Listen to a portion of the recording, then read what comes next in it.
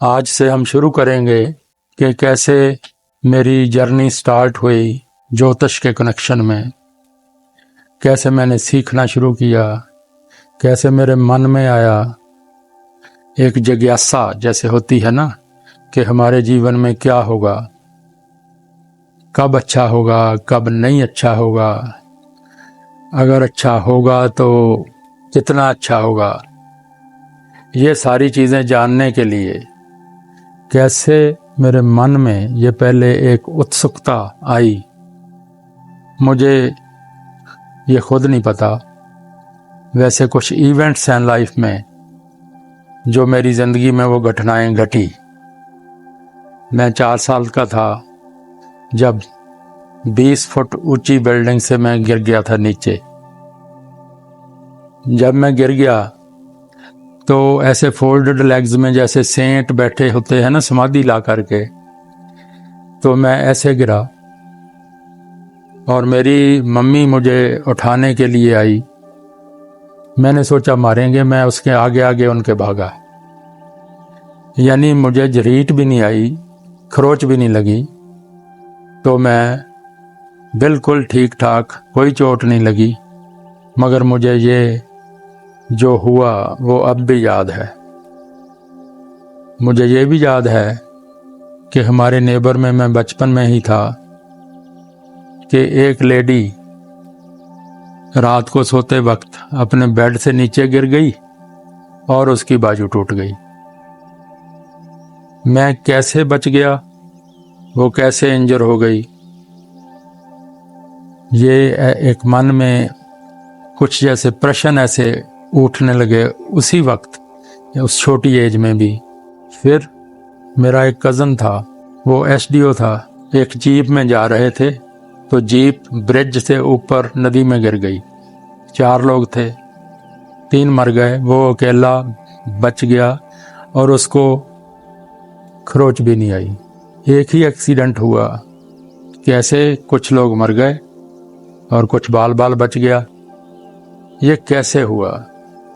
कोई तो है, कोई पावर है, कोई शक्ति है हमारे आसपास ही है, जो किसी को कष्ट देती है, किसी को दुख देती है, किसी को बाजू पकड़ करके तकलीफ से निकाल लेती है, और वही शक्ति किसी के ऊपर रक्षा का अपना हाथ रख देती है। वो जो शक्ति है हमारे आसपास ही है। और समझना शुरू किया कि जैसे कोई पौधा है, उसको फूल निकलते हैं, दूसरे को कांटे निकलते हैं। आम को मीठा रस, वो आम भी बहुत सी वैरायटीज हैं, मगर ये सभी जो एनर्जी लेते हैं वो तो सारे इस धरती माता से लेते हैं ना। इसी तरह है, हम इंसानों में एक ही फैमिली में कई बार कोई बच्चा बहुत लकी होता है, कोई बहुत हेल्दी होता है, कोई बहुत इंटेलिजेंट होता है, किसी का स्वभाव बहुत अच्छा होता है और किसी का स्वभाव बहुत क्रूर, एग्रेसिव एंड गुस्से वाला होता है। ये क्यों होता है? इंसान के मन में ये जिज्ञासा कि हमारे कौन सी शक्ति है जो ये सब कर रही है, उसको समझने के लिए दिस इज साइंटिफिक एटीट्यूड हमारा इंसानों का, कि हम जानना चाहते हैं कि ये क्या हो रहा है, कैसे हो रहा है, कब हो रहा है, क्यों हो रहा है।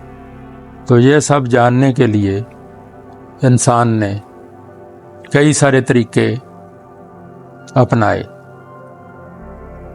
हम सभी को टच करेंगे। जैसे एक बहुत से सिंपल मेथड में जानना शुरू किया इंसान ने। एक पिंजरे में एक तोता होता, मैं बचपन में देखा, आगे उसके पर्चियां लिखी होती। अगर कोई भविष्य जानने आता तो वो तोते को बोला जाता कि एक पर्ची निकाल के लाओ। तोता निकाल के जो लाता, उस पर जो लिखा होता वो हैरानीजनक होता। कई बार वो सच निकलता जो पूछने वाला प्रश्न पूछ रहा है उसके कनेक्शन में।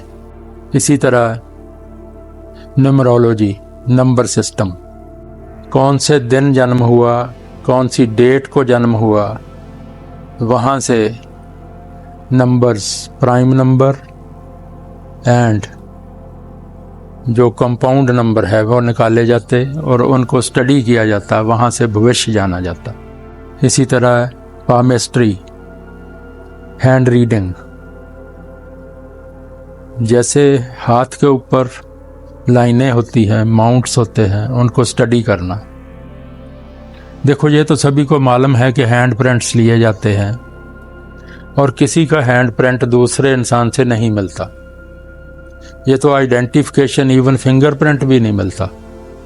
आजकल एक आइडेंटिफिकेशन मेथड यूज़ है, किया जाता है ये, कि कैसे हैंड प्रिंट हर इंसान का दूसरे से डिफरेंट होता है। अगर डिफरेंट होता है तो इसका मतलब उस इंसान के लिए उस हाथ के ऊपर कुछ यूनिक है जो पढ़ना चाहिए। उस पढ़ने के तरीके को हम पामेस्ट्री बोलते हैं। इसी तरह इंसान ने डाइस फेंकना और डाइस फेंक के वहाँ से स्टडी करना कि जो पूछने वाला है प्रश्न, उसका आंसर क्या है। प्लेइंग कार्ड्स, ताश के पत्तों से कैलकुलेट करना कि पूछने वाला जो पूछना चाहता है नेचर, उसके बारे में, जो सराउंडिंग्स है, कण कण में भगवान है, वो क्या संदेशा दे रहा है, हम तो वहाँ से रीड करेंगे ना। संदेशा तो वो कुदरत दे रही है, नेचर दे रही है कि क्या होने वाला है। इसी तरह और मेथड हैं। हेड के ऊपर बम्प्स होते हैं, माथे के ऊपर बम्प्स होते हैं। कौन सा बम्प अगर उभरा हुआ हो तो उसका मीनिंग क्या होता है, वो स्टडी करते थे। पूछने वाला जब आता था तो उसको चाय पिलाई जाती थी, रीडिंग टी कप। तो जब बाद में थोड़ी सी चाय नीचे फ्यू ड्रॉप्स बच जाती थी तो वो नीचे क्या इमेज बनाती थी, उसको स्टडी करके उसका भविष्य जाना जाता था। यह है रीडिंग टी कप्स। इसी तरह सबसे जो बेस्ट मेथड है वो है एस्ट्रोलॉजी या ज्योतिष। जो प्लैनेट्स हैं अर्थ के सराउंडिंग, जो हमारे नज़दीक हैं, उनका हमारे धरती के ऊपर क्या इफेक्ट है, उसको बोलते हैं मैक्रो इफेक्ट। हर इंसान के ऊपर अलग अलग से क्या इफेक्ट, डिपेंडिंग अपॉन उसकी डेट ऑफ बर्थ के ऊपर, कि कब उसका जन्म हुआ, दैट इज़ द फाउंडेशन। वो हर इंसान के ऊपर अलग वो प्लैनेट्स का इफेक्ट होता है। वो क्या होता है, दैट इज़ एस्ट्रोलॉजी। सो ये सबसे बेस्ट मेथड है। सो हम दूसरे जो टॉपिक्स हैं उनको भी अलग अलग से थोड़ा ब्रीफली एक्सप्लेन करेंगे आने वाले ब्लॉग्स में, मगर डिटेल्ड डिफरेंट एपिसोड्स में जो भी मेरे एक्सपीरियंसेस हुए प्लैनेट्स को स्टडी करके इंसान का भविष्य जानना। भविष्य लिखने वाला तो ऊपर वाला है, भगवान लिखता है, अल्लाह लिखता है, वाहिगुरु लिखता है,